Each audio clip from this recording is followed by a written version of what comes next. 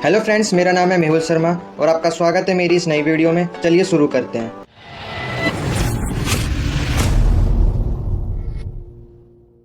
दोस्तों, आज हम पढ़ने वाले हैं ह्यूमन रिसोर्स मैनेजमेंट का यूनिट 1 का लेसन नंबर 2, जिसका नाम है इंट्रोडक्शन टू एचआरएम यानी ह्यूमन रिसोर्स मैनेजमेंट। दोस्तों, हमारा लेसन 1 हो चुका है, तो उसकी वीडियो आपको प्लेलिस्ट में मिल जाएगी। प्लेलिस्ट की लिंक मैंने डिस्क्रिप्शन में दी हुई है। और अगर आपको इसकी पीडीएफ चाहिए तो आपको हिंदी और इंग्लिश दोनों में मिल जाएगी। आपको टेलीग्राम पर मिल जाएगी, तो टेलीग्राम पे जाइए, उसकी भी लिंक मैंने दी हुई है, तो वहां पे जाके आप इसकी पीडीएफ ले सकते हैं। अगर आप चाहें तो मुझे इंस्टाग्राम पे फॉलो कर सकते हैं अगर आपको कोई क्वेश्चन पूछना है। तो दोस्तों, आप इस वीडियो में पढ़ेंगे डाइवर्सिटी एट वर्क प्लेस की, वर्क प्लेस पे क्या क्या डाइवर्सिटी होती है। और फिर आप पढ़ेंगे एम्प्लॉयज एम्पावरमेंट, फिर आप पढ़ेंगे डाउन साइजिंग क्या होती है, फिर आप पढ़ेंगे वॉलेंट्री रिटायरमेंट स्कीम के बारे में, फिर आप पढ़ेंगे वर्क लाइफ को कैसे बैलेंस किया जाता है। तो चलिए शुरू करते हैं।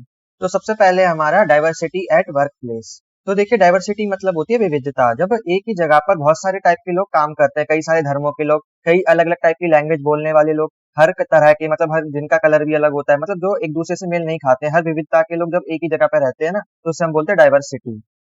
तो देखिए, हम डाइवर्सिटी के बारे में क्यों पढ़ रहे हैं, क्योंकि आप जब भी आप किसी भी कंपनी में काम करने जाएंगे तो वहां पे आपको आपके जैसे लोग नहीं मिलेंगे, है ना। कई तरीके के लोग मिलेंगे, वहां पे डाइवर्सिटी होगी। कोई अमेरिका से आया होगा, कोई लंदन से आया होगा, है ना, कोई साउथ अमेरिका से आया होगा, मतलब कई कई जगह से आए होंगे, है ना, कोई अफ्रीका से आया होगा। तो मतलब ऐसा नहीं कि आपको आपके जैसे लोग मिलेंगे, वहाँ पे कई सारी आपको डाइवर्सिटी देखने को मिलेगी। तो इसलिए आपके लिए पढ़ना जरूरी होता है कि डाइवर्सिटी क्या होती है और वर्क प्लेस पे इसका कैसे कैसे रोल होता है, क्या काम होता है और कैसे कैसे इसको मैनेज किया जाता है और इसके क्या बेनिफिट्स होते हैं, ये सब आप पढ़ेंगे। अब देखिए, अकॉर्डिंग टू जॉस बैरसीन, तो देखिए जॉस का कहना है कि जो भी कंपनी डाइवर्सिटी को अपनाती है, जो डाइवर्सिटी को रखती है ना अपनी कंपनी में, तो उसका जो बिजनेस होता है बाकी की कंपैरिजन में उसका बिजनेस ज्यादा जल्दी ग्रो करता है। और देखिए, जो डाइवर्सिटी है ना, वो आजकल काफी ज्यादा बढ़ गई है। वर्ल्ड वाइड कंपनियों में इसकी ग्रोथ देखने को मिली है। अब देखिए, जैसे जैसे कंपनियों में डाइवर्सिटी बढ़ती जा रही है, तो इसका मतलब क्या है कि जब भी हम रिक्रूटिंग कर रहे हैं, मतलब हायर कर रहे हैं लोगों को और ट्रेनिंग दे रहे हैं, understanding, accepting and valuing differences pleasing people. मतलब देखिए, जब भी हम हायर कर रहे हैं लोगों को, तो डिफरेंट डिफरेंट टाइप के लोगों को हायर कर रहे हैं कंपनी में, उनको मौका दे रहे हैं कि वो कॉर्पोरेटिव जॉब में क्या काम कर सके। तो डिफरेंट बैकग्राउंड के लोग जब एक ही कॉर्पोरेट स्पेस में वर्क करते हैं, तो उसी को हम बोलते हैं वर्क प्लेस डाइवर्सिटी। तो देखिए, जब भी डिफरेंट टाइप के लोग काम करते हैं तो उनकी अलग अलग अपनी आइडेंटिटी होती है और उनके पास अपना अपना ज्ञान होता है, यानी नॉलेज होती है। जितने डिफरेंट टाइप के लोग होंगे उतने डिफरेंट टाइप की नॉलेज भी होगी। तो इससे क्या है, कंपनी को काफी ज्यादा फायदा होता है, क्योंकि उनको हर क्षेत्र के, मतलब हर क्षेत्र के लोगों के बारे में क्या पता चल जाता है कि उनकी नॉलेज क्या है, उनको क्या चाहिए, क्या पसंद है। तो इससे कंपनी को काफी ज्यादा फायदा होता है डाइवर्सिटी से।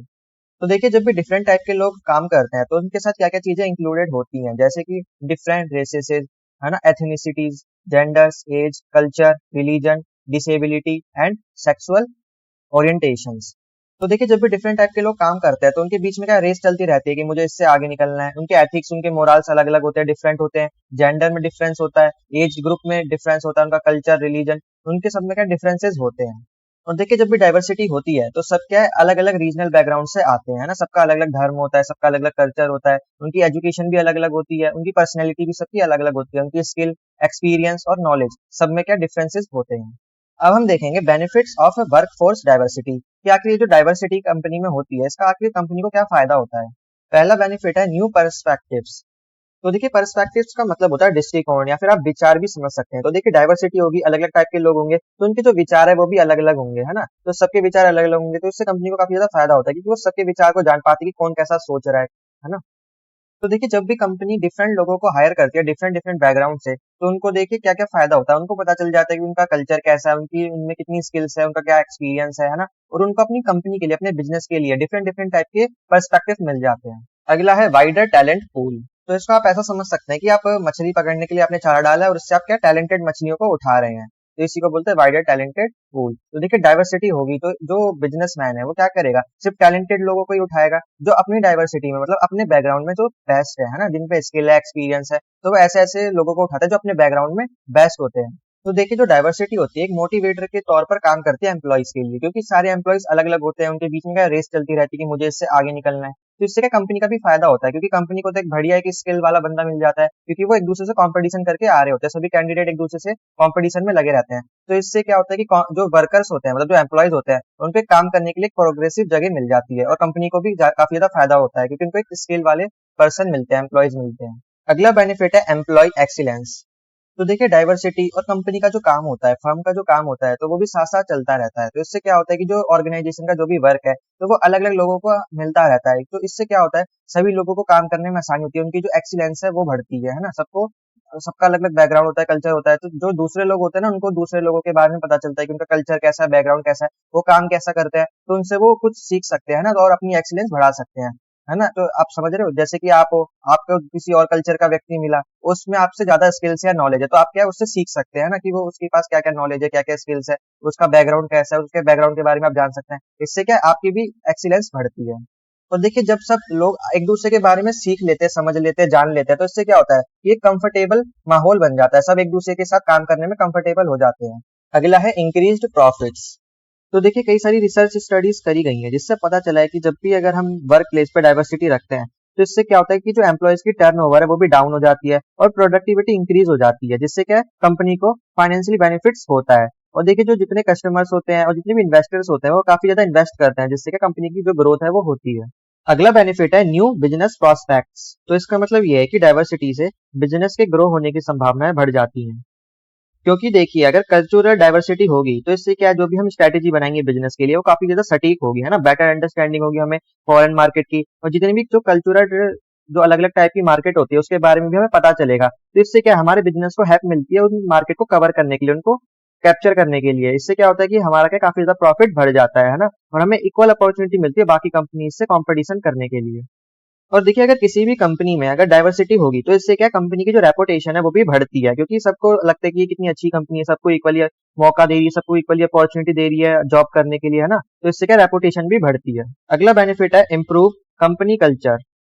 तो देखिए हर कंपनी का कोई ना कोई कल्चर तो होता ही है, सब कंपनियों का अलग अलग कल्चर होता है। तो जैसे कि अगर डाइवर्सिटी अगर कंपनी में होगी तो इससे क्या है, उसका जो एथिक्स है वो, उनका जो गोल, उनका जो वर्किंग एनवायरनमेंट है वो काफी ज्यादा इंप्रूव होता है। तो अगर देखिए ये सब इंप्रूव होगा तो जो कंपनी का कल्चर है वो भी अपने आप इंप्रूव होगा। अब हम देखेंगे चैलेंजेस ऑफ वर्कफोर्स डाइवर्सिटी। तो देखिए पहला चैलेंज है possibility of conflicts among employees. अब देखिए डाइवर्सिटी के होने के कारण सब अलग अलग टाइप के लोग होते हैं, सबकी अलग अलग सोचने की क्षमता होती है, सबके काम करने के तरीका अलग होता है ना। अगर सब सोचेंगे अलग अलग, काम करेंगे अलग अलग, तो इससे क्या है, कॉन्फ्लिक्ट्स होने के चांसेस काफी ज्यादा बढ़ जाते हैं। अब अगला है जेंडर प्रेफरेंस। अब देखिए जेंडर प्रेफरेंस में क्या होता है कि जैसे अगर वुमेन है वो काम करती है तो इससे क्या होता है कि उनको फ्लेक्सिबिलिटी ज्यादा देनी पड़ेगी। क्यों? क्योंकि वुमेन को घर का काम भी करना होता है, बच्चे संभालने होते हैं, और जो अगर उनके जो हस्बैंड है उनका पोस्टिंग हो जाती है तो उसको भी देखना होता है, पोस्ट करना पड़ता है, ट्रांसफर हो जाता है तो एक जगह से दूसरी जगह शिफ्ट होना पड़ता है। तो वुमेन के लिए स्पेशली क्या करना पड़ता है, हमें कंपनी में काफी ज्यादा फ्लेक्सिबिलिटी रखनी पड़ती है। अगला है कल्चरल कॉन्फ्लिक्ट्स। अब देखिए डाइवर्सिटी में क्या होगा, अलग अलग धर्मों के लोग होंगे, ये तो नहीं एक ही धर्म के लोग होंगे। तो जब अलग अलग धर्मों के लोग होंगे तो उनके बीच में क्या कन्फ्लिक्ट्स हो सकते हैं। जैसे कि अभी आप देख सकते हैं कितना कन्फ्लिक्ट चल रहा है, तो वो ऑब्वियस सी बात है कंपनीज में भी कन्फ्लिक्ट्स हो सकते हैं अलग अलग धर्मों के बीच में। अगला है कम्युनिकेशन ऑब्स्ट्रक्शंस। अब देखिए अलग अलग टाइप के लोग होंगे तो उनकी लैंग्वेजेस भी तो अलग अलग होंगी। अब मान लीजिए आप काम कर रहे हैं और कोई अमेरिका का बंदा काम कर रहा है, वो इंग्लिश बोल रहा है, आपको इंग्लिश समझ नहीं आ रही है, तो बीच में क्या कम्युनिकेशन गैप बन जाएगा, और इससे क्या कंपनी को नुकसान हो सकता है ना, काम में दिक्कत आ सकती है। तो एक कम्युनिकेशन भी क्या है, एक डाइवर्सिटी को एक चैलेंज करता है। तो आपने देख लिया कि डाइवर्सिटी के क्या क्या फायदे हैं और क्या क्या नुकसान है। अब हम देखने वाले हैं एम्प्लॉय एम्पावरमेंट को। अब देखिए सबसे पहले तो आप देखिए एम्पावरमेंट क्या होता है। तो देखिए एम्पावरमेंट एक टाइप का ऐसा प्रोसेस होता है जब भी आप एम्प्लॉय को पावर दे देते हैं या उसको अथॉरिटी दे देते हैं, रिस्पॉन्सिबिलिटी दे देते हैं, सोर्स वगैरह दे देते हैं, फ्रीडम दे देते हैं कि कोई भी आप डिसीजन ले सकते हैं, और आपको ये फ्रीडम दे देते हैं कि आप कंपनी से रिलेटेड जितने भी वर्क से रिलेटेड प्रॉब्लम है उनको सॉल्व करें। तो इसी को हम बोलते हैं एम्पावरमेंट करना, यानी एम्प्लॉय को एम्पावरमेंट करना कि वो अपने डिसीजन खुद ले सके। देखिए यार अगर हम एम्प्लॉयज को एम्पावरमेंट करेंगे तो इससे क्या होगा, जो एम्प्लॉयज है जितने भी, वो अपना फुल पोटेंशियल को यूज कर सकेंगे काम करने में। तो देखिए जब भी हम एम्प्लॉय को एम्पावरमेंट करेंगे तो इसका मतलब ये कि हम उसको एबिलिटी या अथॉरिटी दे रहे हैं कुछ करने के लिए। अब देखिए 1995 में कॉर्ड्रोन ने बताया कि एम्पावरमेंट क्या होता है। तो देखिए उन्होंने कहा जब भी जो एम्प्लॉयज होता है वो अपनी जॉब को ऑन करता है, ऑन करने का मतलब ये कि जब भी वो अपने हिसाब से अपनी सक्सेस के लिए डिसीजन ले सकता है ना, अपने सक्सेस के लिए, अपने डिपार्टमेंट या अपनी कंपनी की सक्सेस के लिए कोई भी डिसीजन ले सकता है, उसको डायरेक्टली इन्फ्लुएंस कर सकता है, तो उसी को हम बोलते हैं एम्पावरमेंट। अब देखिए 1997 में एटोरे ने एम्पावरमेंट की डेफिनेशन दी थी। उन्होंने कहा था employee having autonomous decision making capability and acting as partner in the business all with an eye to the bottom line. तो इसका मतलब ये है कि कोई भी एम्प्लॉय खुद से कोई भी निर्णय लेने के काबिल होता है तो वो कंपनी के पार्टनर के तौर पर काम करता है। और देखिए यहाँ पर आई टू द बॉटम लाइन का मतलब है जो मैनेजर होते हैं ना, जो उच्च अधिकारी होती है, उनकी नजरों के सामने जब वो खुद डिसीजन ले सकते हैं। बस जो उसके उच्च अधिकारी होते हैं, मैनेजर वगैरह, बस उस पे क्या नजर रखते हैं। अब हम देखेंगे एम्प्लॉय को एम्पावरमेंट करने के क्या क्या फायदे होते हैं। सबसे पहला तो ये कि जो एम्प्लॉयज है उनका मोटिवेशन काफी ज्यादा बढ़ जाता है। अगर हम उनको कह देंगे कि आपसे तुम अपने डिसीजन खुद लोगे तो उनका काम करने में मन लगेगा, वो मोटिवेटेड रहेंगे और सारे डिसीजन अच्छे अच्छे अपने लिए ले पाएंगे। अगला बेनिफिट है इम्प्रूव्ड क्रिएटिविटी। अब देखिए इतने सारे एम्प्लॉय होते हैं, अगर उनको हम डिसीजन मेकिंग की पावर दे देते हैं तो सब क्या है अपनी तरीके से सोचेंगे, कोई अलग सोचेगा कोई अलग सोचेगा, तो इससे क्या क्रिएटिविटी बढ़ जाएगी, है ना। तो इससे क्या मोटिवेशन भी बढ़ेगा, क्रिएटिविटी बढ़ेगी और जो काम करने की जो ताकत है ना, वर्क फोर्स भी इंक्रीज होगा। अगला बेनिफिट है हेल्दी ऑर्गेनाइजेशनल रिलेशनशिप। अब देखिए जब भी जो सुपीरियर होता है, मतलब मैनेजर हो गया, वो अपने एम्प्लॉइज को काम करने की छूट दे देता है ना, कहता है कि अब से तुम अपने खुद के डिसीजन लो, तो इससे क्या होगा, एम्प्लॉइज और मैनेजर के बीच में क्या रिलेशन अच्छा होगा। रिलेशन के अच्छा होने से क्या कंपनी को काफी ज्यादा फायदा होता है। और देखिए कल्चर ऑफ ओपननेस का जो भावना है ना, वो विकसित होती है, ट्रस्ट बिल्ड होता है ना दोनों के बीच में। अगला बेनिफिट है क्वालिटी प्रोडक्शन बाय एम्प्लॉइज। अब देखिए जब भी हम एम्प्लॉइज को एम्पावर करते हैं तो वो अपने डिसीजन खुद से ले सकते हैं, तो इससे क्या है जो प्रोडक्शन है ना, उसकी क्वालिटी भी काफी ज्यादा इंक्रीज हो जाती है। और वो क्या है जो एम्प्लॉइज है वो अच्छी सर्विसेज भी देते हैं और अच्छे से प्रोडक्शन को इंक्रीज करते हैं। अब देखिए किसी चीज के फायदे होते हैं तो नुकसान होना भी जायज है। तो अब हम देखेंगे डिसएडवांटेजेस ऑफ एम्प्लॉइज एम्पावरमेंट। पहला डिसएडवांटेजेस है मिस यूज ऑफ पावर। अब देखिए जिसके पास भी पावर होगी तो क्या भरोसा कि वो अच्छे काम के लिए यूज करे, मिस यूज भी तो कर सकता है। देखिए अगर हम एम्प्लॉइज को पावर दे दे कि अब से तुम डिसीजन लोगे, तो क्या भरोसा कि वो सिर्फ अच्छे डिसीजन ही ले सकते हैं, वो गलत डिसीजन भी तो ले सकते हैं। अगर वो गलत डिसीजन लेंगे तो कंपनी को नुकसान होगा, प्रॉफिट कम होगा, लॉसेस भी हो सकते हैं। अब देखिए अगला नुकसान है एडिशनल ट्रेनिंग कॉस्ट। अब देखिए हमने एम्प्लॉइज को बोला कि अब से तुम डिसीजन लोगे, अब हमें उनको ट्रेनिंग भी तो देनी पड़ेगी। अगर तुम डिसीजन ले रहे हो तो तुम कंपनी के लिए अच्छे डिसीजन ले पाओ। अगर हमने उनको ट्रेनिंग ही नहीं दी, उनको बताया ही नहीं कि डिसीजन लेते कैसे हैं, तो वो सारे गलत गलत डिसीजन लेंगे। तो उनके क्या हमें ट्रेनिंग भी करवानी पड़ेगी, तो ट्रेनिंग में भी क्या कॉस्ट लगेगी, तो क्या कंपनी को अलग से क्या है कॉस्ट देनी पड़ेगी, तो ये भी एक नुकसान है। अब देखिए अगला नुकसान है पुअर नॉलेज। अब देखिए अगर ऐसे एम्प्लॉइज है जिनके पास ना तो कोई नॉलेज है ना तो कोई एक्सपीरियंस है, और अगर ऐसे लोग डिसीजन लेंगे तो नुकसान ही नुकसान होगा। अगला है ब्रीच ऑफ कॉन्फिडेंशियलिटी। अब अगर आपने देखिए लेसन 1 पढ़ा होगा तो मैंने उसमें आपको पढ़ाया था कोर कंपिटेंसी के बारे में, कि किसी भी कंपनी की एक कोर कंपिटेंसी होती है। देखिए कोर कंपिटेंसी क्या होती है, उसकी यूनिकनेस। जैसे कि मैंने आपको एग्जांपल दिया था कोका कोला का, है ना, उसका जो फॉर्मूला है काफी ज्यादा प्रिजर्व करके रखा जाता है, कोई उसके जैसा और दूसरा नहीं बना सकता। तो देखिए ये क्या उसकी कोर कंपिटेंसी है। तो अब इसी का देखिए यहीं पे वही बोल रहा है कि देखिए 2 टाइप की इंफॉर्मेशन होती है। एक होती है सबसे ज्यादा इंपॉर्टेंट इंफॉर्मेशन जो कॉन्फिडेंशियल होती है, जैसे कि कोर कंपिटेंसी। अगर ये जो मैनेजर्स होते हैं, जो भी एम्प्लॉइज होते हैं, अगर हम इनको डिसीजन मेकिंग की पावर दे देंगे, ये डिसीजन ले सकते हैं, तो ये क्या है जो कॉन्फिडेंशियल जो इंफॉर्मेशन होती है तो शेयर कर सकते हैं ना, दूसरी कंपनीज को बता सकते हैं। इससे क्या होता है कि जो कंपनी है उसका काफी ज्यादा लॉस हो सकता है, नुकसान हो सकता है। और दूसरी इंफॉर्मेशन हो सकती है कंपनी से रिलेटेड कोई भी इंफॉर्मेशन जो सबको शेयर कर सकते हैं वो एम्प्लॉइज। तो अगर देखिए अगर हम उनको डिसीजन मेकिंग एबिलिटी दे सकते हैं तो ऐसे जो कंपनी है वो खतरे में आ सकती है। तो आपने देख लिया कि किसी चीज के फायदे हैं तो किसी चीज के नुकसान भी होते हैं। अब आप यही सोच रहे होंगे कि जो एम्प्लॉइज होते हैं उनको एम्पावरमेंट करना चाहिए, लेकिन क्या जो एम्प्लॉइज है वो कंपनी का नुकसान भी तो करवा सकते हैं। तो ऐसे में सही डिसीजन क्या होगा कि बस एम्प्लॉइज को इतनी पावर दी जाए कि वो एम्पावरमेंट भी हो सके और कंपनी का ज्यादा नुकसान भी ना हो। इसका मतलब अगर हम एम्प्लॉइज की डिसीजन मेकिंग को अगर लिमिटेड कर दे कि बस आप इस मुद्दे पर डिसीजन ले सकते हैं, तो इससे क्या कंपनी का भी नुकसान नहीं होगा और एम्प्लॉइज को एम्पावरमेंट भी हो सकेगा। अब हम देखेंगे डाउन साइजिंग। तो देखिए डाउन साइजिंग का इजी मतलब है reducing the size of the organisation. इसका मतलब ये कि जब भी कंपनी में इतने सारे लोग हो जाते हैं ना, इतने सारे, अब हमें क्या है ज्यादा लोगों की जरूरत नहीं है, तो हम क्या लोगों को कम करते हैं, यानी उनको निकाल देते हैं ऑर्गेनाइजेशन से। तो इसी को हम बोलते हैं डाउन साइजिंग करना। जैसे कि आपने सुना होगा, जैसे कि इलॉन मस्क ने ट्विटर खरीदा तो ट्विटर से क्या सारे एम्प्लॉइज को निकाल दिया, यहाँ तक कि जो उसका सीईओ था उसको भी निकाल दिया। तो ये क्या करा उसने, डाउन साइजिंग कर दी। तो देखिए डाउन साइजिंग करना जरूरी भी होता है, क्योंकि अगर हम एक्स्ट्रा एम्प्लॉइज रखेंगे तो उनको सैलरी भी देनी पड़ेगी, जिससे कंपनी पे काफी ज्यादा लोड पड़ता है। तो डाउन साइजिंग से क्या होगा, हमने जो काम के नहीं है उनको निकाल दिया, और इससे क्या है जो हमारी कंपनी है उसकी जो वर्क एफिशिएंसी है वो भी इंप्रूव होती है। अब देखिए जो डाउन साइजिंग है कंपनी के लिए तो फायदेमंद है, लेकिन जो एम्प्लॉइज निकल जाते हैं, जो बेरोजगार हो जाते हैं, उनके लिए तो काफी ज्यादा नुकसानदायक है, उनकी नौकरी चली जाती है। अब देखिए किसी के लिए फायदेमंद है, किसी के लिए नुकसान है। अब हम देखेंगे डाउन साइजिंग के क्या क्या नुकसान है। तो देखिए जो डाउन साइजिंग होती है, ये जो एम्प्लॉइज जो भी कंपनी में काम करते हैं उनके मन में इनसिक्योरिटी भर देती है ना। जो एम्प्लॉइज काम करता है वो हमेशा इनसिक्योर फील करता है कि मेरी नौकरी कभी भी जा सकती है ना, जैसे ही मैं कंपनी के लिए यूजलेस हुआ कंपनी मुझे निकाल फेंकेगी। तो इससे क्या होता है उनके ऊपर स्ट्रेस बढ़ जाता है और उनका जो मोरल है वो भी लो हो जाता है। अब देखिए अगला नुकसान ये है कि जब भी जो कॉम्पिटेंट एम्प्लॉइज होते हैं अगर वो ऑर्गेनाइजेशन को लीव कर देते हैं, मतलब ऐसे एम्प्लॉइज जो स्किल होते हैं, काफी ज्यादा मतलब होनहार होते हैं, अगर ऐसे एम्प्लॉइज छोड़ देते हैं तो जो डाउन साइजिंग होती है वो स्किल बेस पर नहीं होती फिर। और देखिए अगला नुकसान ये है कि जो कंपनी है वो अपने एम्प्लॉयज की जो परफॉर्मेंस है उसको इम्प्रूव करने के लिए कई सारे प्रैक्टिसेस को इम्प्लीमेंट करती है, तो उसको इम्प्लीमेंट करने में काफी ज्यादा डिफिकल्टीज होगी। क्यों? क्योंकि जो एम्प्लॉयज है उनके मन में क्या इनसिक्योरिटी अपनी जॉब को लेकर, उन्हें लगता है कि मेरी जॉब कभी भी जा सकती है। अब देखिए डाउन साइजिंग दो टाइप की होती है, पहला है रिड्यूसिंग द वर्कफोर्स, दूसरा है रीडिजाइनिंग वर्क। तो देखिए पहला क्या है, रिड्यूसिंग द वर्कफोर्स, यानी जो वर्कफोर्स है, जो लोग है जो कंपनी में काम कर रहे हैं, उनको रिड्यूस करना यानी कम करना।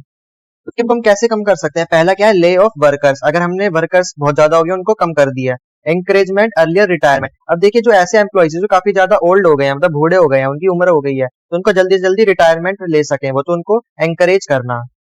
और क्या कर सकते हैं, ऐसे लोगों को जिनको हमें हटाना है उनको एक क्रूशियल रोल दे दो, मतलब ऐसा बंदा जिससे हमें हटाना है उसको कोई कठिन काम दे दो जिससे वो ना कर पाए और उसे हम निकाल दें। और देखिए क्या कर सकते हैं, एक ऐसी जो पोजीशन जो किसी काम की नहीं है, मतलब उसका कोई ज्यादा कंपनी में रोल नहीं है, तो ऐसी पोजीशन को ही खत्म कर दो, तो जो पोजीशन खत्म तो उस पर जो काम कर रहा है वो व्यक्ति भी खत्म। तो मतलब आप देख रहे हो कंपनी क्या क्या करती है एम्प्लॉयज को हटाने के लिए। देखिए कई बार तो ये होता है कि एम्प्लॉयज को पता चलता है कि अब मेरा टाइम हो चुका है, मेरा निकलने का टाइम आ चुका है, तो वो खुद ही क्या है हम्बली रेजिग्नेशन दे देते हैं, मतलब रिजाइन कर देते हैं। अब देखिए कुछ फ्यू एग्जांपल जिससे हम वर्कफोर्स को रिड्यूस कर सकते हैं।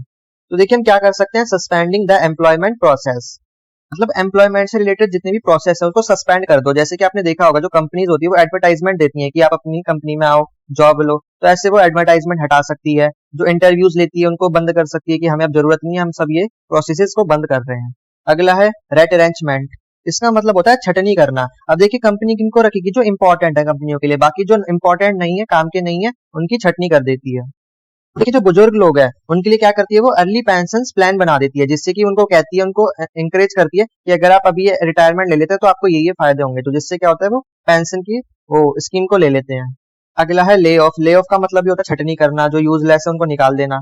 और है नेचुरल एट्रिशन, इसका मतलब है प्राकृतिक संघर्ष, यानी जो भी नेचुरल एनवायरनमेंट ऐसा बना दो कि लोग काम ही ना कर पाए, तो वो खुद ही छोड़कर चले जाए। अगला टाइप है रीडिजाइनिंग वर्क, तो इसका मतलब ये होता है कि हमको क्या करना है, जो हमारा वर्क है, जो कंपनी में काम है, उसको ऐसे डिजाइन कर दो कि हमें क्या है, जो जॉब की जरूरत ही ना पड़े, जो जॉब वैकेंसी है ना वो डेवलप ही ना हो, हमें लोगों की जरूरत ही ना पड़े, तो हमें काम को ऐसे रीडिजाइन करना है। तो देखिए रीडिजाइनिंग वर्क का मेन गोल यही है कि जो वेकेंट रोल है ना उसको हमें एबॉलिश करना है, मतलब हमें ऐसा काम करना है कि जो सीट है ना वो खाली ही ना हो, मतलब जॉब के लिए जो वैकेंसीज है वो बने ही ना। और देखिए हम ऐसा कैसे कर सकते हैं, जो भी डिफरेंट डिफरेंट फंक्शन है ना हम उनको एक ही व्यक्ति को दे सकते हैं, मतलब एक व्यक्ति एक फंक्शन तो कर रहा है, उसको दो तीन फंक्शन करने के लिए और दे दो, तो इससे क्या है, जो वो फंक्शन के लिए जो जगह खाली है वो भी भर जाती है ना। तो ऐसे हम कर सकते हैं, रीडिजाइनिंग कर सकते हैं। और देखिए अगर आपको रीडिजाइनिंग वर्क को इफेक्टिवली वर्क करवाना है तो इसके लिए हम क्या कर सकते हैं, सभी जॉब्स को मर्ज कर सकते हैं, मतलब जो डिफरेंट टाइप की जॉब्स है उनको मर्ज करके एक जॉब बना दो। एग्जाम्पल के लिए बताऊं तो जैसे कि मैनेजर होता है वो एम्प्लॉयज को भी संभालता है, ऊपर जो बॉस वगैरह होता है उनको भी संभालता है, जो कस्टमर्स होते हैं उनको संभालता है, ट्रेड यूनियन को संभालता है, तो जितनी भी एसोसिएशन है उन सबको संभालता है। तो देखिए जो मैनेजर्स है, जो डिफरेंट टाइप की जॉब्स है उनको सबको मर्ज करके किसी एक व्यक्ति को दे देना, तो इससे क्या है, जो बाकी जॉब्स है उसकी क्या है, जो वैकेंसी है वो कभी बनेंगी ही नहीं। और देखिए जो मैनेजमेंट होती है अगर वो रीडिजाइनिंग करना चाहती है तो क्या करती है, जो वर्क आवर्स है उनमें चेंज कर सकती है, सारी यूनिट्स को मर्ज कर सकती है और फंक्शंस को एबॉलिश कर सकती है, तो ऐसे करके वो रीडिजाइनिंग वर्क को कर सकती है। अब हम देखेंगे एचआरएम का डाउन साइजिंग में क्या रोल है। अब देखिए जो एचआरएम है, ह्यूमन रिसोर्स मैनेजमेंट है, डाउन साइजिंग से पहले वो कुछ अल्टरनेटिव यूज कर सकती है, जैसे कि वर्क शेयरिंग है ना, जो वर्क है उनको आपस में शेयर कर सकती है, डाउन ग्रेडिंग और रीडिप्लॉयमेंट कर सकती है, ऐसे कुछ अल्टरनेटिव वो ट्राई कर सकती है। और देखिए जो एचआर पर्सनल्स होते हैं, जो मतलब मैनेजमेंट के जो लोग होते हैं, उनको ये सुनिश्चित करना चाहिए कि प्रॉपर कम्युनिकेशन हो, है ना, जो भी एम्प्लॉयज है उनके बीच में और मैनेजमेंट के बीच में प्रॉपर कम्युनिकेशन हो, ताकि जो एम्प्लॉयज है उनको बताया जा सके, उनको प्रॉपर डाटा मिल सके, है ना, फैक्चुअल डाटा मिल सके कि उनको क्यों निकाला जा रहा है। देखिए अगला रोल ये है कि जब भी डाउन साइजिंग की जाती है एम्प्लॉयज की, तो जो एचआर पर्सनल्स होते हैं उनको जो ट्रेड यूनियन है उससे क्या वो परमिशन लेनी होती है, उनका सपोर्ट चाहिए रहता है। तो जो जो पर्सनल्स होते हैं यानी एचआर जो मैनेजर्स होते हैं वो क्या करते हैं, ट्रेड यूनियन से परमिशन लेते हैं, उनका सपोर्ट लेते हैं डाउन साइजिंग करने में। अब हम देखेंगे वॉलेंट्री रिटायरमेंट स्कीम, जिसे हम वीआरएस भी बोलते हैं। तो देखिए कई ऑर्गेनाइजेशन में क्या होता है कि जो 60 प्लस के जो लोग होते हैं उनकी रिटायरमेंट एज हो जाती है, कुछ कुछ ऑर्गेनाइजेशन में 58 भी होती है। देखिए कोई भी एम्प्लॉय है जो 60 प्लस हो जाता है तो ऐसे में वो फिर काम करने के कैपेबल नहीं होता है, फिर क्या है, जो इंडस्ट्री है यानी जो ऑर्गेनाइजेशन है फिर उसको रिटायरमेंट कर देती है, निकाल देती है। देखिए वो मैटर नहीं करता कि भले ही जो इंडिविजुअल है वो 60 प्लस काम करना चाहता है, वो चाहता है कि मैं 10 साल और काम करूं, तो ऐसा वो नहीं कर सकता, कंपनी उसको निकाल ही देगी 60 प्लस, वो कहती है अब आपका टाइम हो गया, अब आपको रिटायर होना है। अब देखिए वीआरएस में क्या होता है, वीआरएस में ये ऑप्शन होता है कि जो भी एम्प्लॉइज है अगर वो 40 या 50 में रिटायरमेंट होता है ना, तो रिटायरमेंट में जो पैसे मिलते हैं उनमें उसको काफी ज्यादा बढ़िया इंटरेस्ट मिलेगा। अब देखिए वीआरएस में ऐसा ऑप्शन क्यों होता है, ताकि जो एम्प्लॉइज है वो 10-20 साल पहले ही रिटायर हो जाए, ताकि उनको बढ़िया से इंटरेस्ट मिल जाए। तो ऐसे में क्या होता है कि जो बूढ़े लोग होते हैं ना वो कंपनी से निकल जाते हैं, फिर जो नए फ्रेशर्स होते हैं उनको मौका मिल जाता है कंपनी में आने का। तो देखिए जो वीआरएस होता है, ये जो कंपनी है उनकी स्ट्रैटेजी होती है जिससे वो जो स्टाफ की स्ट्रेंथ को कम कर सके और कॉस्ट को मिनिमाइज कर सके। अब हम देखेंगे इशूज इन वीआरएस। तो पहला है identify the need of VRS. मतलब देखिए अगर हमें ये वीआरएस स्कीम बनानी है तो इसके लिए हमें क्या करना पड़ेगा, सबसे पहले हमें नीड देखनी पड़ेगी, इसकी मतलब वीआरएस की जरूरत क्यों है और क्या है। कि सबसे पहले क्या होता है कि जो ऑर्गेनाइजेशन है सबसे पहले वो चेक करती है कि हमें वीआरएस की जरूरत है कि नहीं है। देखिए कोई भी ऑर्गेनाइजेशन है जब वो चेक करती है तो अगर उन्हें पता चलता है कि हमारे पास ऐसे कई सारे लोग हैं जो फ्यूचर में हमारे लिए काम के नहीं है, हमारे यूटिलाइजेशन में नहीं है, तो ऐसे में जो वीआरएस है वो इम्पोर्टेंट हो जाता है। तो फिर वीआरएस को कुछ इस टाइप से बनाया जाता है कि जो ऐसे एम्प्लॉइज है जिनकी एज हो जाती है फिर वो इस स्कीम को ले सकें, और फिर उनको ऐसे लोगों की नीड्स को आइडेंटिफाई किया जाता है कि भविष्य में कौन कौन लोग ये वीआरएस लेने वाले हैं। फिर देखिए क्या किया जाता है, कॉस्ट बेनिफिट्स एनालिसिस। अब देखिए ये पहले किया जाता है वीआरएस को लॉन्च करने से पहले। देखिए जब भी वीआरएस को लॉन्च किया जाता है तो उससे पहले डिस्कशन किया जाता है और काफी सारे मतलब सावधानी बरती जाती है।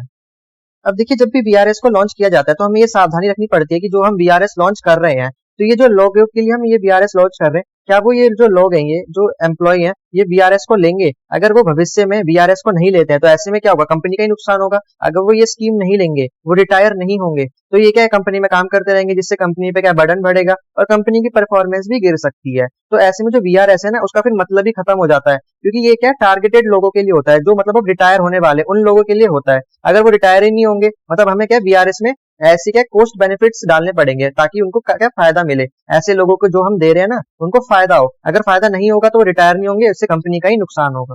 फिर देखिए स्कीम को डिजाइन किया जाता है और देखिए इसमें किन किन इश्यूज को इन्वॉल्व किया जाता है। तो देखिए ऐसे एम्प्लॉइज जो भविष्य में रिटायर होने वाले हैं तो ऐसे लोगों को इस स्कीम में कवर किया जाता है। और देखिए जो सेल है ना, सेल का मतलब है स्टील अथॉरिटी ऑफ इंडिया। तो इसने क्या करा है, हर कैटेगरी के जो एम्प्लॉइज है ना उनकी एक मिनिमम एज लिमिट तय कर दी है। मतलब मैनेजर की कितनी लिमिट है, मतलब कब तक वो काम कर सकता है इस पोस्ट पर, कोई एम्प्लॉइज है वो कब तक इस पोस्ट पर काम करेगा, तो जितनी भी कैटेगरी पोस्ट वाइज है सबकी लिमिट तय कर दी है। अगला देखिए the compensation package to be offered. मतलब देखिए जब भी हम स्कीम बना रहे हैं तो स्कीम में सबसे पहले हम क्या ऐड करते हैं, कंपनसेशन, की मतलब अगर आप जब रिटायर होंगे तो आपको कितने पैसे मिलेंगे। अब देखिए पब्लिक सेक्टर और प्राइवेट सेक्टर पर डिपेंड करता है, दोनों का अलग अलग होता है। तो अगर देखिए हम पब्लिक सेक्टर की बात करें तो देखिए आपने जितने साल आप नौकरी करेंगे ना, तो हर साल की 3 महीने की जितनी आपकी सैलरी होगी ना सबको ऐड करके आपको एंड में पैसे दे दिए जाएंगे। मान लीजिए आपने क्या 60 साल तक अपनी जॉब करी, तो 60 साल पे जो आपने 60 साल है ना, तो कितने हैं उसके 3-3 महीने जोड़ लीजिए तो उतने आपको पैसे मिल जाएंगे। और देखिए एक तरीका और है कि अगर आपने 60 साल पूरे नहीं करे, आपने जितनी एज लिमिट है ना उससे पहले ही आपने रिटायरमेंट ले लिया, मान लीजिए 50 साल में ले लिया और आपके 10 साल अभी बचे हुए हैं रिटायरमेंट के, तो पता है क्या होगा, आपके जो जितने भी साल आपने काम करा उसके 3 महीने और जितने साल आपके रह गए उसको मल्टीप्लाई कर दिया जाएगा तो उतनी आपको सैलरी मिल जाएगी। और देखिए बोल रहा है कि जो पब्लिक सेक्टर बैंक होते हैं उसमें 45 डेज की जो सैलरी होती है ना हर ईयर की, जितने भी साल आपने काम करा उसके 45 डेज की सैलरी, और जो आपका बैलेंस मतलब अगर आप रिटायरमेंट से पहले रिटायर हो जाते हैं तो जितना आपका टाइम रह गया उसका बैलेंस सबको जोड़कर जाड़कर आपको दे दिया जाता है। अगर देखिए आपको ये सब चीजें समझ नहीं आई है तो सीधा सीधा आप मतलब ये समझिए कि बस आपको जब भी वीआरएस बनाया जाता है तो उसमें कंपनसेशन पैकेज ऐड किया जाता है, क्योंकि जब भी कोई रिटायरमेंट लेगा तो उसको ये पैसे ऑफर किए जाएंगे। अगला है कन्वेंसिंग ट्रेड यूनियन। अब देखिए जब भी हम वीआरएस को बनाते हैं तो ट्रेड यूनियन से उनकी परमिशन लेना जरूरी होती है। अगर ट्रेड यूनियन मान जाता है तो ही वीआरएस पास किया जाएगा, नहीं तो वीआरएस फेल हो जाएगा। तो जो मैनेजमेंट होती है फिर वो ट्रेड यूनियन को सारे उसके प्रोज और कॉन्स बताती है कि अगर हम वीआरएस लॉन्च करेंगे तो लोगों को, एम्प्लॉयज को ये फायदा होगा, ये नुकसान होगा, तो सब चीजें उनको बताती है। अगर ट्रेड यूनियन मान जाती है तो वीआरएस लागू हो जाता है। अगला है रिहेबिलिटेटिंग एम्प्लॉयज। तो देखिए इसका मतलब होता है एम्प्लॉयज का पुनर्वास। देखिए जितने भी फर्म है और एसोसिएशन है ये जब भी वीआरएस बनाती हैं तो उसमें रिहेबिलिटाइजेशन का पैकेज इंक्लूड करती हैं, वो भी एम्प्लॉयज के लिए। तो देखिए इससे होता क्या है कि जब भी कोई एम्प्लॉय है वो इसमें काम करते थक जाता है और फिर वो चाहता है कि वो कहीं और काम करे, फिर उसे पता चलता है कि मैं दूसरी कंपनी में भी अपना काम कर सकता हूँ, उसमें भी अपनी अर्निंग कर सकता हूँ। तो ऐसे में जो एम्प्लॉयज है वो वीआरएस ले लेता है। और देखिए जो हमारी गवर्नमेंट ऑफ इंडिया है उन्होंने क्या करा हुआ है, उन्होंने क्या करा है कि 5 एम्प्लॉयज असिस्टेंट सेंटर बना रखे हैं। कहाँ का, मुंबई, कोलकाता, अहमदाबाद, कानपुर और इंदौर। तो ये 5 जगह पे इन्होंने एम्प्लॉय असिस्टेंट सेंटर बना रखे हैं। यहाँ पे क्या होता है कि जो एम्प्लॉय कहीं और काम करना चाहता है तो वो यहाँ पर आके ट्रेनिंग ले सकता है, यहाँ पे सारा काम सीख सकता है उस कंपनी के बारे में, है ना, सारी जानकारी ले सकता है। फिर वहां पे जाके वो काम कर सकता है। अब हम देखेंगे रीजंस फॉर ऑफरिंग वीआरएस। अब वीआरएस को ऑफर करने के लिए क्या क्या रीजंस होते हैं। तो सबसे पहला है रिसेशन इन इकोनॉमी। कि रिसेशन का मतलब होता है मंदी। जब भी इकोनॉमी में मंदी आती है, जैसे एग्जांपल ले लीजिए कोरोना के टाइम पे क्या मंदी आई और सारी जो कंपनीज है उन्होंने क्या करा, अपने कर्मचारियों को नौकरी से निकाल दिया। तो देखिए जो वीआरएस है इसलिए ऑफर किया जाता है ताकि जो मंदी है उसको कम किया जा सके, क्योंकि जब भी मंदी आती है तो कंपनी पे काफी ज्यादा बोझ हो जाता है, फिर उनको क्या पेमेंट वगैरह भी करनी होती है। तो ऐसे में क्या करते हैं, वो एम्प्लॉयज को फोर्स करते हैं कि वो वीआरएस ले लें और वो क्या करें, जॉब को छोड़ दें। तो ऐसे वीआरएस से क्या होता है, कंपनी पे फिर क्या लोड भी कम होता है और जो कंपनी के एक्सपेंसेस है वो भी कम हो जाते हैं। अगला रीजन होता है ओवरकमिंग ओवर स्टाफ। अब देखिए ऐसा होता है कि भर्ती करते जाते हैं कितना सारा ओवर स्टाफ हो जाता है जिनकी कोई जरूरत नहीं होती है। तो ऐसे स्टाफ जो काम के नहीं है उनको कम करना, इसलिए हम वीआरएस का यूज करते हैं। अगला रीजन है ग्लोबलाइजेशन। अब देखिए जैसे जैसे ग्लोबलाइजेशन हो रहा है वैसे वैसे हमें एक ऐसे एम्प्लॉयज की जरूरत है जो जिनमें काफी ज्यादा नॉलेज हो, स्किल्स हो और इसमें क्या कैपेबिलिटी हो ज्यादा, तो हमें ऐसे एम्प्लॉयज की जरूरत है। तो ऐसे एम्प्लॉयज हम जब भी हायर कर सकते हैं जब हम अपने जो वर्क स्पेस से क्या स्पेस बनाए वर्क स्पेस में, है ना। मतलब अगर हम ऐसे एम्प्लॉयज को हटा दें जिनकी जरूरत हमें नहीं है, तो ऐसे क्या हमें ऐसे लोगों को हायर कर सकते हैं जो काफी ज्यादा स्किल बेस्ड होते हैं। अगला रीजन है change in structure of the firm. अब देखिए कभी कभार क्या होता है कि जो फर्म होती है अपना स्ट्रक्चर चेंज करने के लिए भी ये वीआरएस का यूज करती है। कि देखिए जितनी भी फर्म्स है, कंपनीज है, ऑर्गेनाइजेशन है, इनकी कई सारी ब्रांचेस वगैरह होती हैं। तो ये क्या करती हैं, सारी ब्रांचेस को मर्ज कर देती हैं ताकि ये एक इफेक्टिवली वर्क कर सके। और कई आपने सुना होगा जो कंपनीज है दूसरी कंपनीज को ओवरटेक कर लेती हैं, है ना। तो जैसे कि जो कंपनी है उस कंपनी को ओवरटेक कर लेती है तो उस कंपनी के जो कर्मचारी है उनको मजबूरन वीआरएस लेना पड़ता है, क्योंकि अब उस कंपनी में कौन काम करेगा, जिस कंपनी ने उसको ओवरटेक कर लिया अब उसके कर्मचारी वहां पर काम करेंगे। तो ऐसा भी होता है। जैसे कि आपने देखा होगा ना, एलोन मस्क ने क्या करा, ट्विटर पे कब्जा कर लिया, वहां के सारे एम्प्लॉयज को हटा दिया। अब ट्विटर में कौन काम करेगा, एलोन मस्क के जो एम्प्लॉयज है वो काम करेंगे। अब हम देखेंगे बेनिफिट्स ऑफ वीआरएस। अब वीआरएस के क्या क्या लाभ है। पहला फायदा है right sizing the number of employees. तो देखिए ये जो वीआरएस है एक सिंपल टेक्निक है जिससे क्या होता है कि ऐसे वर्कर जो काम के नहीं है उनको निकाल दिया जाता है। इससे क्या होता है, लेबर का जो साइज है वो कम हो जाता है और इससे क्या हमारी जो इकोनॉमिक एफिशिएंसी है वो भी इंक्रीज हो जाती है। लेकिन आप ये भी देखिए इसमें बेनिफिट्स किसका है, बिजनेस का बेनिफिट है, कंपनी का बेनिफिट है। यहाँ पे वर्कर्स का बेनिफिट नहीं है, उनका तो नुकसान है, उनकी नौकरी जा रही है। अगला बेनिफिट है नो कॉन्फ्लिक्ट्स इन इंटरेस्ट। अब देखिए मैंने आपको ऊपर बताया था क्योंकि जब भी वीआरएस को लॉन्च किया जाता है तो सबसे पहले ट्रेड यूनियन से पूछा जाता है, तो जब ट्रेड यूनियन और गवर्नमेंट इसको मंजूर कर देती है तो ये फिर लागू हो जाता है। तो देखिए जब एम्प्लॉयज और ऑर्गेनाइजेशन इस वीआरएस से एग्री हो जाते हैं तो फिर कोई भी एम्प्लॉय इसके खिलाफ नहीं होता, इसके इंटरेस्ट के खिलाफ नहीं होता। तो ये क्या होता है कि कॉन्फ्लिक्ट्स नहीं होता है, क्योंकि जब भी रिटायरमेंट वो लेते हैं तो ये बाद में ये नहीं बोलते कि आपने मुझे इतना नहीं दिया वो नहीं दिया। मतलब वो संतुष्ट होते हैं कि मैंने जो वीआरएस लिया है उससे जो मुझे मिला है पैसे सैलरी मिली है वो पर्याप्त मिली है।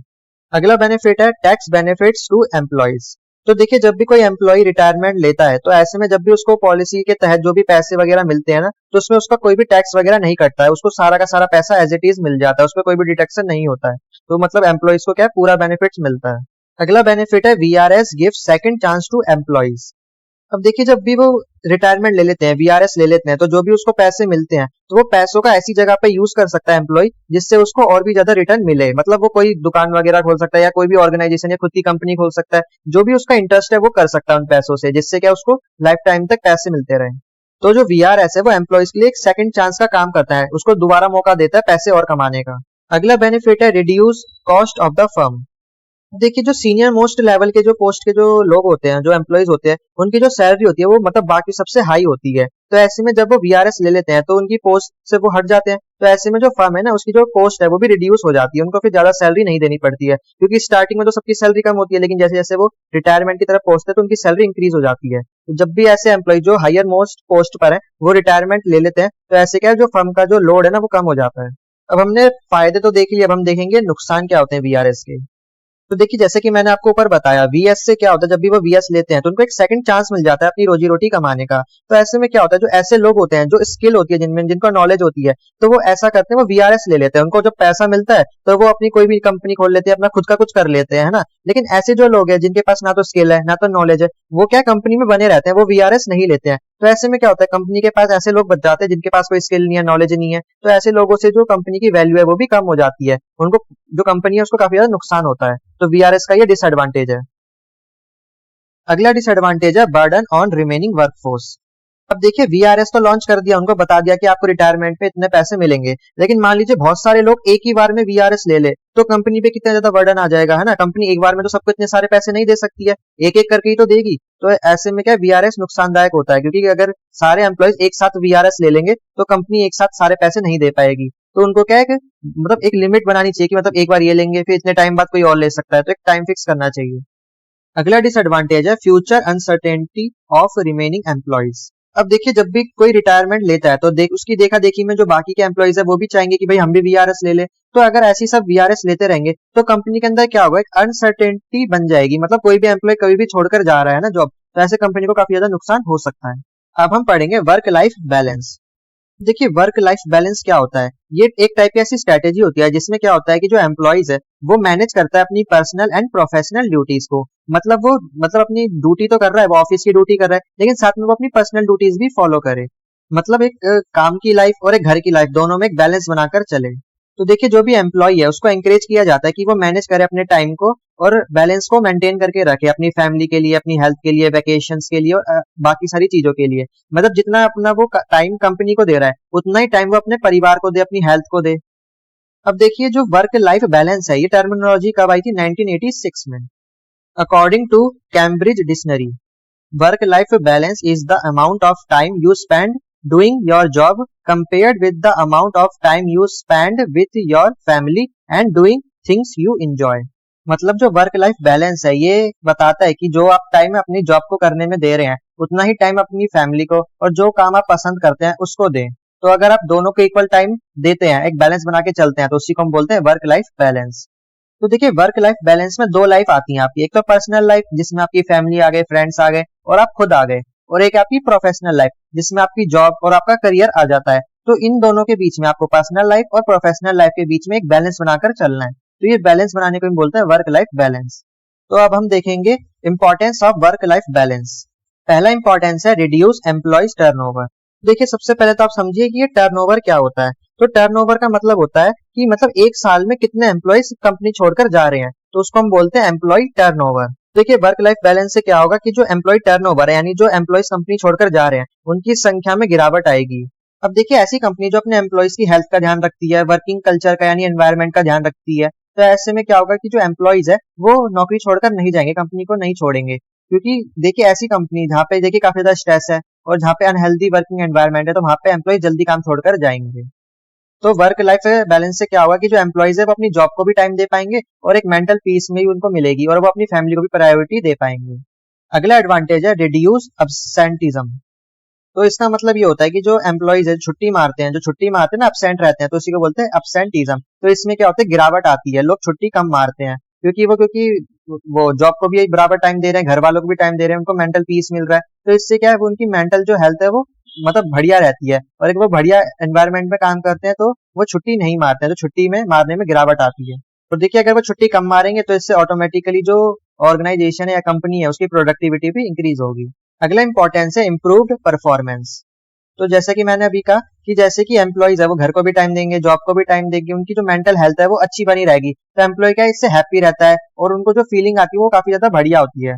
तो ऐसे में क्या होता है कि वो छुट्टियां कम मारते हैं, रोज आते हैं, अपना मन लगाकर काम करते हैं, तो इससे परफॉर्मेंस भी इंक्रीज हो जाती है। और अगला फायदा है मोटिवेटेड एम्प्लॉयज। जो एम्प्लॉयज है इसकी वजह से मोटिवेटेड रहते हैं।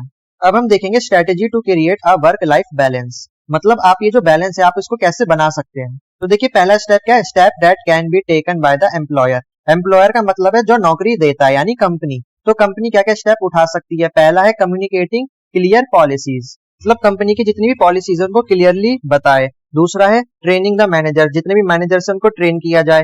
फिर है एम्प्लॉय रिकॉग्नाइजेशन, मतलब जितने भी एम्प्लॉयज उनको रिकॉग्नाइज करा जाए। और फिर है कंडक्ट एम्प्लॉय सर्वे। तो देखिए सर्वे का मतलब ये है कि जो भी कंपनी है उसको सर्वे करना चाहिए, एम्प्लॉयज के बारे में जानना चाहिए, उनका बैकग्राउंड कैसा है उसके बारे में जानना चाहिए, मतलब किस एम्प्लॉय पे कितना ज्यादा स्ट्रेस है, मतलब क्या उसकी हेल्थ है, मेंटल हेल्थ के बारे में, फिजिकल हेल्थ के बारे में जानना चाहिए, सर्वे करवाना चाहिए, किसको कितनी मतलब टाइम देना चाहिए छुट्टी के लिए, कितना टाइम देना चाहिए, सब उसका सर्वे करवाए और डिसीजन ले। अब देखिए steps that can be taken by the employee. अब देखिए जो एम्प्लॉय है वो कैसे वर्क लाइफ को बैलेंस कर सकता है। सबसे पहले वो क्या करेगा, क्रिएशन ऑफ वर्क प्लान। तो मतलब जो भी उसका काम है उसका पहले उसको प्लान बनाए कि मुझे ये काम इतने इतने टाइम में खत्म करना है और जो बचा हुआ टाइम है वो मुझे फैमिली को देना है। फिर वो क्या कर सकता है, शेड्यूल्ड लेजर एक्टिविटीज। लेजर का मतलब है छुट्टियां, जो मतलब वो छुट्टियां लेते हैं ना, तो उसको वो निर्धारित कर सकता है कि मुझे इस टाइम इस दिन छुट्टी लेनी है, ताकि मैं अपनी फैमिली को वो समय दे सकूं। अगला है मेकिंग वर्क प्रायोरिटीज। तो मतलब उसको प्लान बनाना चाहिए कि जो मेरा जो काम है ना, उसको मैं पहले प्रायोरिटी दूं, मतलब जितना भी काम है मैं उसको जल्दी जल्दी कंप्लीट कर लूं, फिर बचा हुआ टाइम फैमिली को दूं। आखिरी है कंट्रोलिंग डिस्ट्रैक्शंस। मतलब जितने भी डिस्ट्रैक्शंस है, चाहे वो कैसे भी हो, फोन वगैरह हो गया, सोशल मीडिया हो गया, कोई भी डिस्ट्रैक्शन है उसको कंट्रोल कर सके, ताकि वो अपना पूरा ध्यान अपने काम पर दे सके। तो आज के लिए बस इतना ही, यहीं पर हमारा सेकंड लेसन भी खत्म होता है। आई होप मैंने आपको जितना भी पढ़ाया आपको अच्छे से समझ आ गया होगा। दोस्तों अगर आपको इसकी पीडीएफ चाहिए, हिंदी इंग्लिश दोनों में मिल जाएगी आपको टेलीग्राम पर। तो इस वीडियो को लाइक कर दीजिए, और अगर आपको कुछ क्वेश्चन पूछना है तो आप कमेंट कर सकते हैं। तो चैनल को सब्सक्राइब कर दीजिए। मैं मिलता हूँ आपको इसकी नेक्स्ट वीडियो में, तब तक के लिए जय हिंद।